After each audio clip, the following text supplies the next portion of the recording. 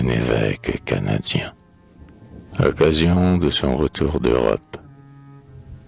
Quand le drapeau français, que la gloire illumine, s'envola du sommet de nos murs en ruine, au milieu d'un navrant sanglot d'un peuple enfant, que l'Amérique avait toujours vu triomphant.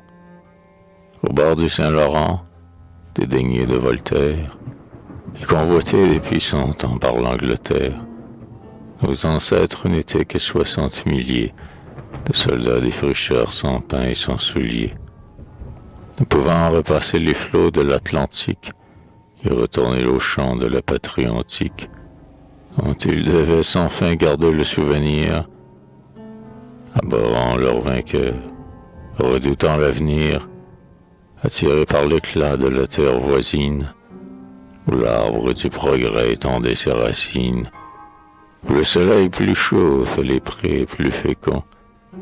Les Canadiens songeaient à fuir des bois profonds, qui naguère tombaient sous la cognée active, pour s'en aller planter leur tente sur la rive, qu'abrite maintenant l'étendard étoilé. Mais les nobles pasteurs du troupeau désolé, qu'à sa vieille rivale abandonnait la France, élevèrent la voix, montrant le gouffre immense, où sa langue, ses mœurs et sa foi pour échoir, s'il allait lâchement déserter le terroir, qu'à la pointe du soc et tout fiers de leur rôle, avaient jadis conquis les enfants de la Gaule. Aussi, prêtant l'oreille aux avertissements que leur donnaient ces chefs généreux et cléments, qui, tout émus encore des récentes batailles, étouffaient dans leur cœur la voix des représailles, et de leurs conquérants pardonnaient les affronts. Nos pères, résignés, inclinèrent leur front devant l'arrêt du sort et, sans trahir la France, au drapeau d'Albion jurèrent allégeance et restèrent au bord fécondé de leur sang. Toujours ainsi guidé, notre peuple naissant, prodigieusement prospéra sous l'égide d'une puissance aussi vaillante que rigide. Sa loyauté fut sainte, et lorsque l'étranger traversa la frontière, on le vit se ranger, plein de tout l'ancien feu de son ardeur guerrière, sous les plis glorieux des couleurs d'Angleterre. Henri Salaberry, nouveau Léonidas, sauvant la colonie avec 300 soldats, son sabre traçait le nom d'une victoire, dont éternellement s'étonnera l'histoire, et montrer aux Saxons tout fiers de son succès, qu'en nos veines toujours coulait le sang français, que nous n'avions perdu rien de la mâle audace, qui fit sous tous les cieux triompher notre race, et que nous avions droit de marcher à côté des vainqueurs dont le cœur bat pour la liberté. Grâce à la loyauté que ces fervents apôtres avaient enraciné au fond du cœur des nôtres, Albion conserva le plus brillant fleuron qui jamais resplendit à son auguste front. Un peuple nouveau-né, menacé du naufrage, sut rester à son poste et conjurer la rage. Et ce peuple, arraché par miracle au péril, comme autrefois l'enfant Moïse sur le Nil, ne veut, pour lui montrer sa route, d'autres guides sur les bords du grand fleuve et des grands lacs limpides que les soldats du Christ. Et ses preux, constamment emportés par le zèle et par le dévouement, s'enfoncent sous les bois, suivis des gars robustes, pour qui nos pins géants ne sont que des arbustes, et sous l'effort vaillant de ces hommes de fer, la vaste forêt croule avec un bruit d'enfer, et partout où dormait la solitude vierge, un hameau se profile, un blanc clocher émerge. Parfois un des prélats dont nous sommes si fiers, qui un instant nos bords et traverse les mers.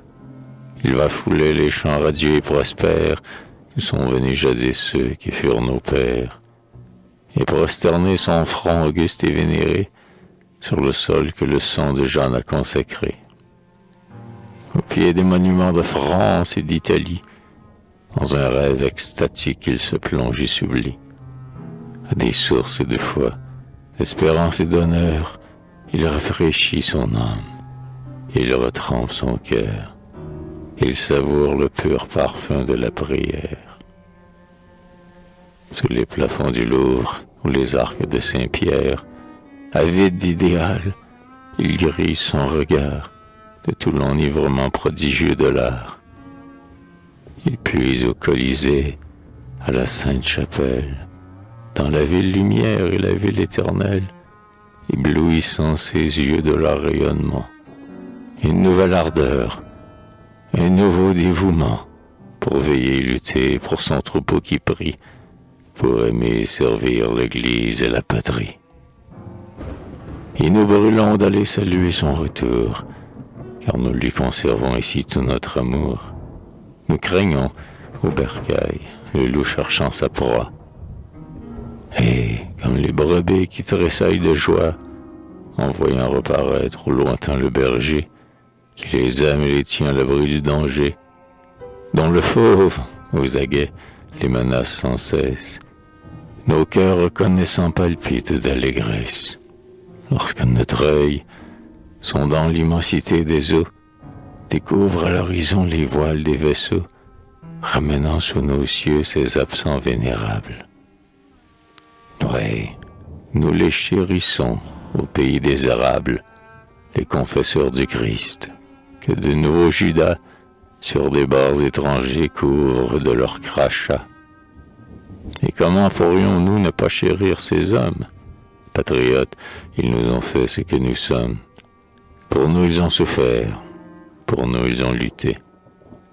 Et si nous jouissons de cette liberté qui fait de notre plage une terre bénie, si nous avons jadis vaincu la tyrannie, si d'un siècle fécond nous voyons les éclairs illuminer nos champs, nos forêts et nos mers, si nous restons toujours ce qu'étaient les ancêtres, nous devons ces bienfaits augustes à nos prêtres.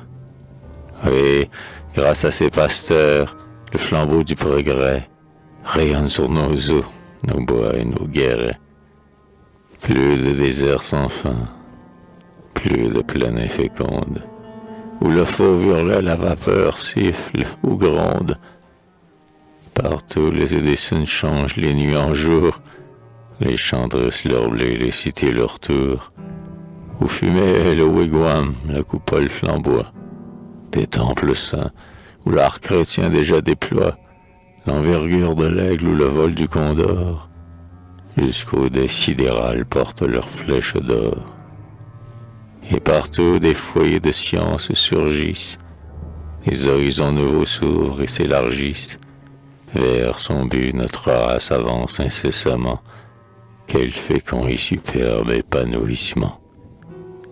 Sur la scène, au prétoire, au rostre, dans la chair, le verbe des aïeux, cette langue si chère, pour qui nous avons tous si vaillamment lutté, cette langue d'amour, de force et de clarté, vibre avec la souplesse et la force dont vibre la parole ou le chant d'une nation libre.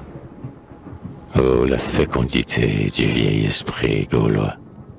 Vaincus, nous triomphons et nous faisons nos lois. Notre pharaon, qu'emplit la foule souveraine, retentit des accents mâles des Démosthènes. Nos cathédrales ont leur lys et leur Mozart.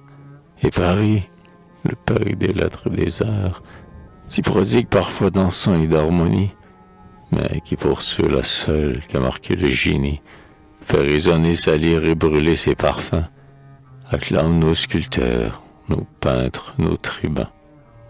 Redit l'écho divin des chants de nos poètes, exaltant les succès ou pleurant les défaites de celle qui, là-bas, devra rester toujours notre mère. Et pour nous resplendissent des jours d'abondance, de paix, d'orgueil, d'espoir et d'aise. Quel avenir nous est promis, quelle jeunesse. Dans leur ascension vers le beau, vers le grand, rien ne peut arrêter les fils du Saint-Laurent. Nulle race ne fut plus féconde et virile. Hier encore nous étions à peine 900 000. Nous serons dans 100 ans plus de 20 millions. Et d'un peuple chic qui bat le cœur des lions. Un peuple qui partout sème, fondé des livres. Au bord laurentien nous voulons faire vivre. Sous le fier tricolore ou sous les fleurs de lys, la France des Pasteur, des Pascal, des Clovis. Et, comme survécut cette France si belle, aux 100 coalitions qui fondirent sur elle, nous saurons résister à tout brutal effort, tenter pour nous noyer ou changer notre sort. Nous saurons déchirer tout drapeau tyrannique. Et nous accomplirons, sur le sol d'Amérique, pour la sainte patrie et pour les saints autels, des travaux glorieux, des travaux immortels, comme tout ce qu'enfante une race choisie, immortels comme l'art, la foi, la poésie, comme tout ce qui porte aux sublimes unités l'empreinte de la Gaule et de la liberté.